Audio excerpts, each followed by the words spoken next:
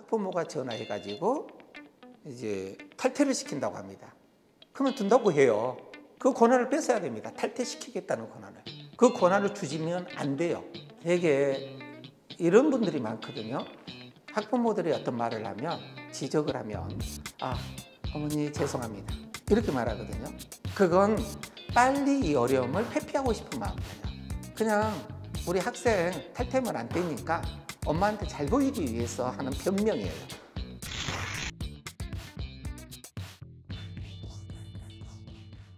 학부모를 바라볼 때 교사는 어떻게 바라봐야 할까요? 딱 한 단어밖에 없어요.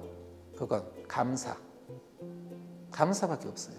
학부모에게 가장 귀한 것은 무엇일까? 집일까? 자동차일까? 남편일까? 자녀? 자녀죠. 가장 귀한 자녀를 누군가한테 맡겼다. 거기는 뭐가 있죠? 신뢰가 있습니다. 믿음이라는 게 있어요. 맡겼다. 믿고 맡긴 겁니다. 예를 들어서 누군가가 나에게 1억을 주고 맡겼어요. 사용하라고. 그러면 감사가 클까요? 작을까요? 크죠? 자녀는 1억의 가치 비교해 보세요. 비교할 수 있나요? 이 우주의 가치잖아요.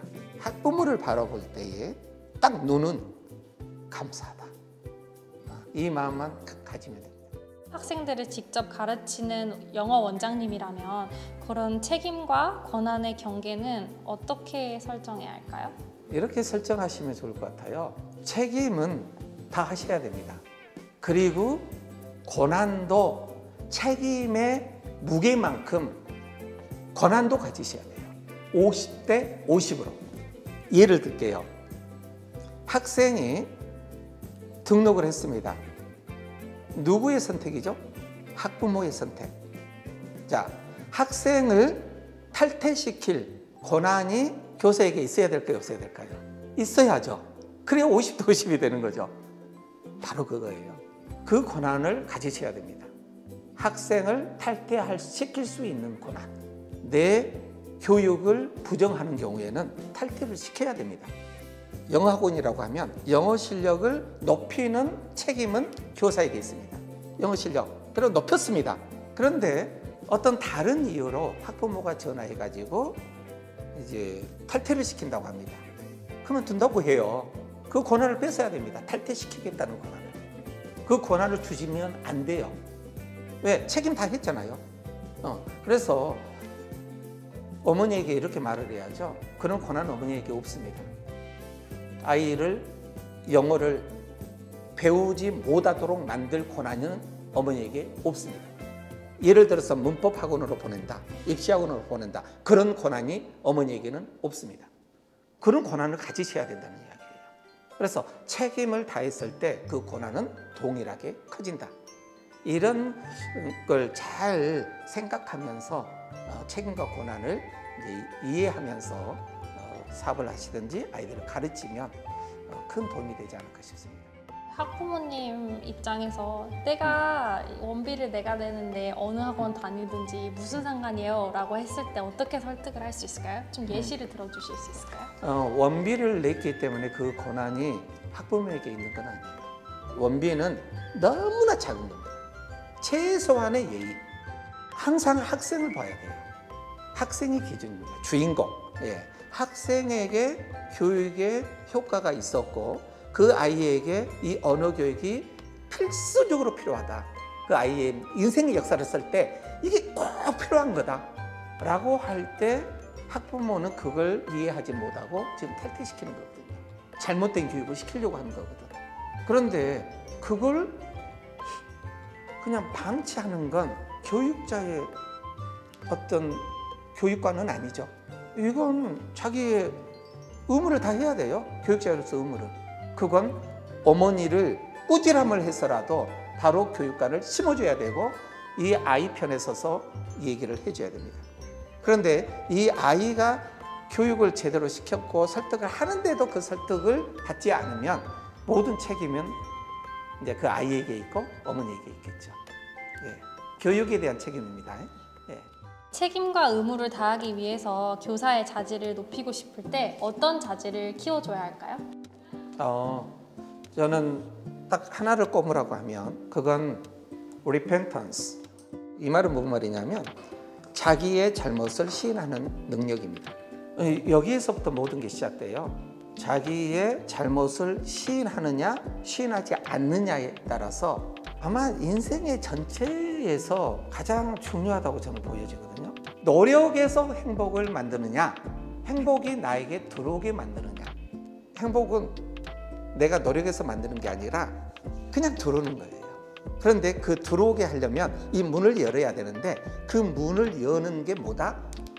repentance예요. 이게 이제 실수를 인정한다라고 할 때는요, 이런 분들이 많거든요. 학부모들이 어떤 말을 하면, 지적을 하면, 아, 어머니 죄송합니다, 이렇게 말하거든요. 이것부터 구분할 수 있어야 돼요. 이건 repentance 아니에요. 그건 빨리 이 어려움을 회피하고 싶은 마음이에요. 그냥 우리 학생 탈퇴면 안 되니까 엄마한테 잘 보이기 위해서 하는 변명이에요. 학부모가 아니 선생님 왜 우리 아이에게 다른 아이와 차별하십니까? 그러면 그 전에 무슨 일이 있었겠죠? 어떤 일이냐? 이 친구는 10분 동안 대화해줬고 한 친구는 5분 동안 대화해줬어. 그러니까 차별했다고 어머니는 항의한 거죠. 학생이 얘기했겠죠. 그러면 이걸 차별이라고 생각을 할 수 있잖아요. 왜? 구분을 못하면. 그러나 교사는 그걸 구분할 수 있어야 된다는 거예요. 왜 10분을 했고 왜 5분을 했는지. 자, 바꿔볼게요. 10분 동안 대화할 때는 대화를 실제로 했죠. 대화하는 동안 10분 동안 이 친구는 뭘 했죠? 대화를 5분 동안 하기 위해서 생각을 했어요. 어떤 게 더 중요하죠? 생각이 더 중요해요. 생각을 완벽하게 논리적으로 했을 때 대화가 짧고 논리적으로 나옵니다. 그러나 생각이 짧으면 말이 길어지고 비논리적이에요. 그 교육을 시켰잖아요. 그런데 그걸 학부모는 이해를 못하고 항의하는 거죠. 거기에서 죄송합니다 어머니, 그러면 뭘 시인하는 거죠? 내가 차별했습니다, 이렇게 시인하는 것이 되죠. 이 교육관이 무너지는 거예요. 사과를 해야 될 때와 안 해야 될 때의 상황을 명확하게 구별할 줄 알아야 된다. 그렇죠. 그게 그 결국- 능력이 교사에게는 있어야 된다. 예. 자기의 큰 실수는 엄청 작게 보여요. 그리고 남의 작은 실수는 어마어마하게 크게 보여요. 그렇죠? 누구나 그래요. 나의 작은 실수를 막 친구가 지적을 해. 그러면 어떤 마음을 가져야죠? 모든 사람은 당연히 그렇게 생각한다. 당연하다. 누구나 그런다. 그래서 받아들이면 돼요. 당연하다고. 나의 큰 실수는 작게, 남의 큰 실수는 크게. 이게 당연해요. 이걸 당연한 걸 받아들이라는 거예요. 학부모가 항의하고 그냥 아무 문제도 아닌 걸 가지고 큰 문제인 것처럼 말을 하고 작은 아이에게 살짝 손만 만졌는데 폭력했다고 하고 이게 당연하다고. 당연하게 먼저 받아들여라. 보통 사람이네? 이렇게 보통 사람으로 받아들이시면 됩니다. 그러면 돼요. 그러면 뭐든지 극복할 수가 있습니다.